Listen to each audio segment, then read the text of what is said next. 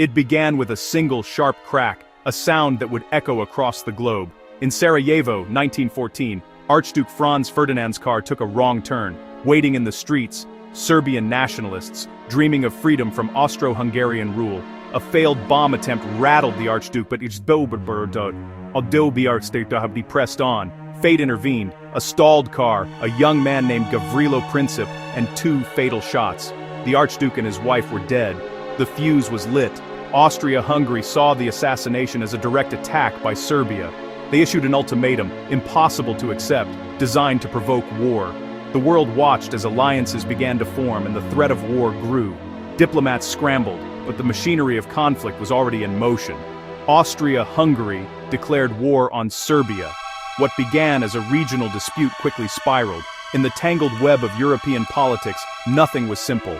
This single act was a stone tossed into a pond. The ripples spread. Soon, the world would be drawn into the storm. Sarajevo's tragedy became the world's crisis. The first shots of World War I had been fired. Europe in 1914 was bound by a web of alliances, meant for peace, but primed for war. Russia, protector of Serbia, mobilized its army, a warning to Austria-Hungary. Germany, allied with Austria-Hungary, saw Russia's move as a threat and declared war. France, bound to Russia, was pulled in next. Germany's war plan required invading Belgium to reach France. Britain, pledged to defend Belgian neutrality, declared war on Germany. In weeks, a Balkan crisis became a European catastrophe. The empires of Britain, France, and Germany spanned the globe. Their colonies, Canada, Australia, India, Africa, were drawn into the conflict. Soldiers traveled thousands of miles to fight in a war they didn't start. The conflict was no longer European, it was global. The world was at war. Alliances once meant to prevent conflict now ensured it. The machinery of war pulled in millions. The First World War had begun, touching every continent. No one could have imagined how far the devastation would reach. The world would never be the same.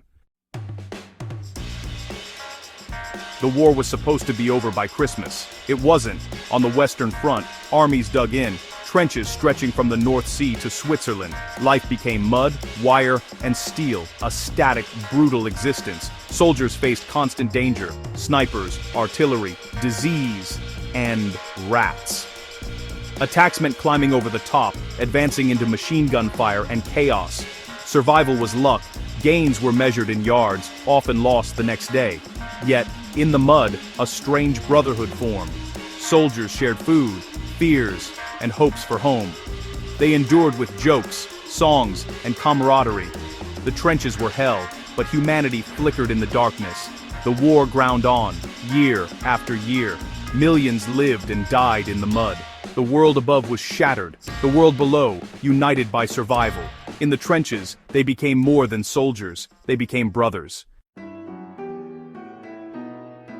The war reached every home, transforming life far from the front. With men at war, women filled factories, farms, and hospitals, changing society forever. The cost: over 16 million dead, entire generations lost. Fields were scarred, economies ruined, empires collapsed. The Austro-Hungarian, Ottoman, and Russian empires vanished. Survivors returned to a world unrecognizable, haunted, broken, searching for meaning. Old certainties and the glory of war were gone. The Treaty of Versailles imposed harsh terms, sowing seeds of future conflict.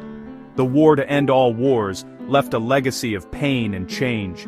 New nations rose, but so did new tensions.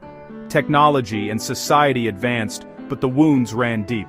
The memory of the trenches haunted a generation. Humanity had glimpsed its own capacity for destruction. The lesson: how quickly a world can be brought to the edge of ruin.